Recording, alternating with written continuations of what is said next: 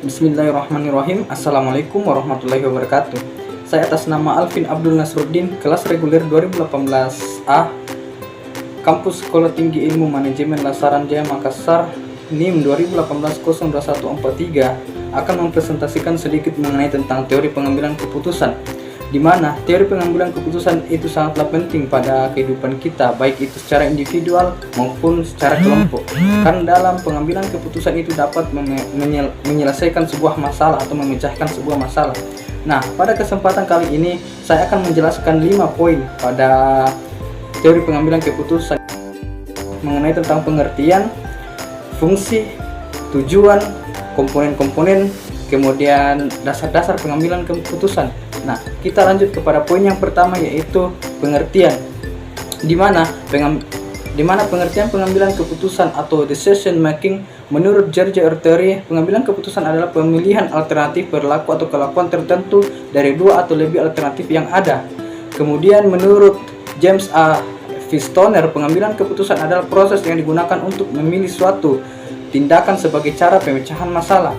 Kemudian kita lanjut kepada poin yang kedua, yaitu apa fungsi? Fungsi dari pengambilan keputusan yaitu pengambilan keputusan sebagai kelanjutan dari cara pemecahan masalah memiliki fungsi sebagai pangkal atau permulaan dari sebuah aktivitas manusia yang sadar dan terarah secara individual dan secara kelompok, baik secara institusional maupun secara organisasional, di mana fungsi pengambilan keputusan merupakan suatu yang bersifat futuristik. Nah, kemudian kita lanjut kepada poin yang ketiga, yaitu tujuan. Tujuan daripada pengambilan keputusan itu dapat dibedakan menjadi dua, yaitu tujuan yang bersifat tunggal dan tujuan yang bersifat ganda. Di mana tujuan yang bersifat tunggal yaitu pengambilan keputusan yang tidak terkait dengan pemecahan masalah lainnya. Dia hanya terikat dengan satu masalah saja.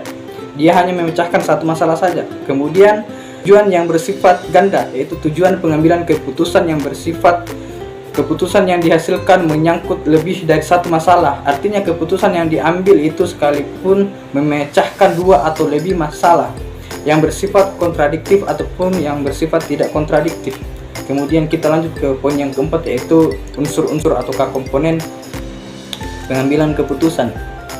Nah, di mana komponen atau unsur pengambilan keputusan itu ada 4, yaitu tujuan dari pengambilan keputusan, kemudian yang kedua yaitu identifikasi hitungan tentang faktor-faktor yang tidak dapat diketahui sebelumnya atau di luar jangkauan manusia, dan kemudian poin yang keempat yaitu sarana dan perlengkapan untuk mengevaluasi atau mengukur hasil dari suatu pengambilan keputusan.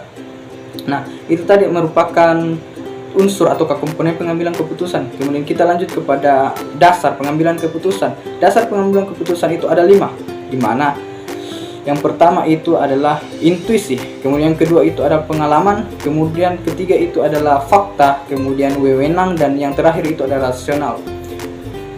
Poin pertama pada dasar pengambilan keputusan, intuisi. Pengambilan keputusan berdasarkan intuisi adalah pengambilan keputusan yang berdasarkan perasaan yang sifatnya subjektif. Dalam pengambilan keputusan berdasarkan intuisi ini, meski waktu yang digunakan untuk mengambilkan keputusan relatif pendek, tetapi keputusan yang dihasilkan akan seringkali kurang baik karena seringkali mengambil dasar-dasar pertimbangan lainnya. Kemudian yang kedua itu pengalaman. Pengambilan keputusan berdasarkan pengalaman memiliki manfaat bagi pengetahuan praktis, karena dengan pengalaman yang dimiliki seorang maka dapat memperkirakan keadaan suatu, dapat memperhitungkan untung ruginya dan baik buruknya keputusan yang akan dihasilkan. Kemudian poin yang ketiga itu wewenang. Pengambilan keputusan berdasarkan wewenang biasanya dilakukan oleh pemimpin terhadap bawahannya ataukah orang yang lebih tinggi pangkatnya ke orang-orang yang lebih rendah pangkatnya. Hasil keputusan dapat bertahan dalam jangka waktu yang cukup lama dan memiliki ontesitas ataukah otentik, tetapi dapat menimbulkan sifat rutinitas. Kemudian poin yang keempat yaitu fakta. Fakta pengambilan keputusan berdasarkan data dan fakta empiris dapat memberikan keputusan yang sehat, solid, dan baik. Dengan fakta, tingkatan kepercayaan terhadap pengambilan keputusan dapat lebih tinggi sehingga orang dapat menerima keputusan yang dibuat itu dengan rela dan lapang dada. Kemudian poin yang kelima itu rasional. Pengambilan keputusan yang berdasarkan rasio Keputusan yang dihasilkan bersifat objektif, logis, lebih transparan dan konsisten.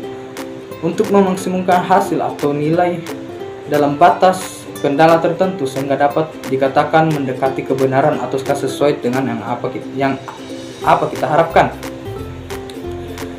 Pengambilan keputusan secara rasional itu berlaku sepenuhnya dalam keadaan yang ideal.